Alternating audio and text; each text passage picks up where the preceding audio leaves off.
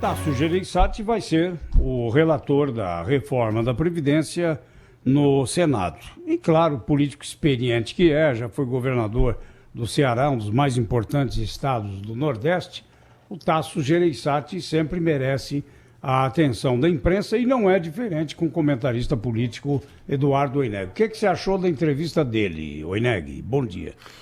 Bom dia, Zé Paulo, bom dia a todos, bom dia, ouvinte. Uma boa entrevista que tem um ponto central, que é o seguinte: a reforma da Previdência no Senado vai andar mais fácil do que parece, que é o que interessa, né? Assim, vamos lá, é uma entrevista de página toda, o ponto central vai ser mais fácil.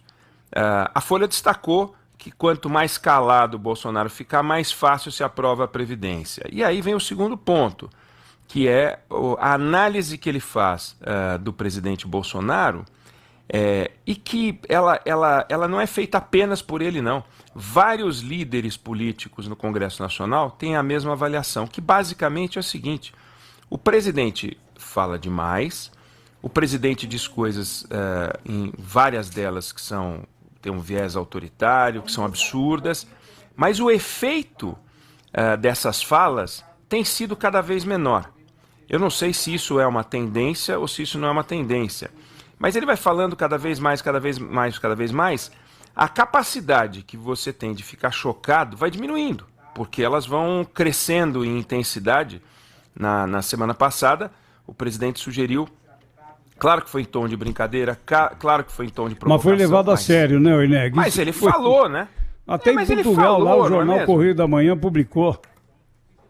Imagina uma pilhéria, ou como dizem lá em Portugal, um xiste. É um xiste, mas é um xiste presidencial. E o xiste presidencial tem um limite. Quem estabelece o limite é o bom senso ou o presidente. Nesse caso não foi o bom senso, foi o presidente. Olha, coma menos e você vá ao banheiro e 2 vezes, dia sim, dia não, em vez de todo dia, né? No Jornal da Band eu até comentei, dizendo: eu quero ver ele convencer as pessoas que têm prisão de ventre de que espaçar o número 2 é uma boa ideia. Mas o fato é que são falas que, quando você escuta, você diz: puxa vida, mas será que um presidente da República deve fazer esse tipo de comentário? Tem gente que diz: olha, esquece, não tem importância. O Tasso Gereissati, ele forma entre os que dizem que isso vai perdendo importância, que a gente tem que se conscientizar de que nós vamos ter que conviver com isso, como ele diz. Isso não é o presidente, isso é este comportamento, pelos próximos 3 anos. E algumas falas do presidente, como ele classifica, são autoritárias. Agora, ele foi eleito, não existe ficar falando de impeachment, nada. A gente vai viver num grau de eletricidade.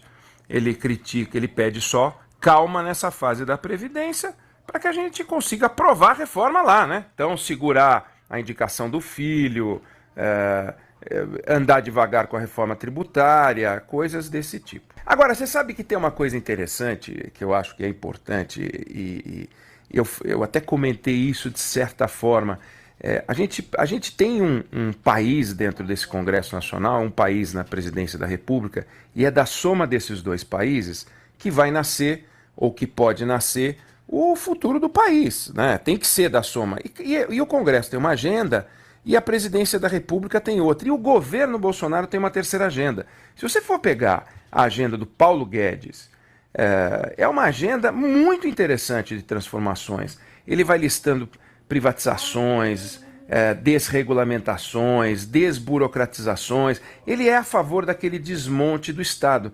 Não passa pela agenda do Paulo Guedes, como não passa pela agenda do Congresso Nacional, as questões de aspecto moral, as comportamentais. Essas daí são a agenda do Palácio do Planalto. Essa agenda do Palácio do Planalto, que é própria do presidente, que é a que ele quer colocar, e que o Congresso recebe com ressalvas, não bota para andar com velocidade. Então é da soma dessas agendas que deve nascer um novo país, aonde o Congresso Nacional vai ter a última palavra, porque quando a gente está falando de transformações constitucionais, não cabe veto presidencial. Quando a gente está falando de projeto de lei, pode haver um veto presidencial, claro que o Congresso pode derrubar o veto, mas PEC e reforma da Previdência é uma PEC, ela nasce no Congresso e ela acaba no Congresso. É uma promulgação e não tem sanção presidencial. Então a gente vai ter transformações tributárias e transformações previdenciárias, todas elas são exclusivas do Congresso Nacional. Então o protagonismo, embora a grande estrela da política no Brasil seja o presidente da República, pela natureza da nossa formação, da nossa estrutura, a gente está tendo um momento em que não é que é um parlamentarismo, mas como as mudanças são constitucionais, porque a nossa Constituição é gigantesca, o Congresso Nacional ele toca por si, ele só não quer ser atrapalhado. Eu acho que essa retoma um pouquinho também essa ideia central da entrevista do Tasso Gereissati de hoje na Folha.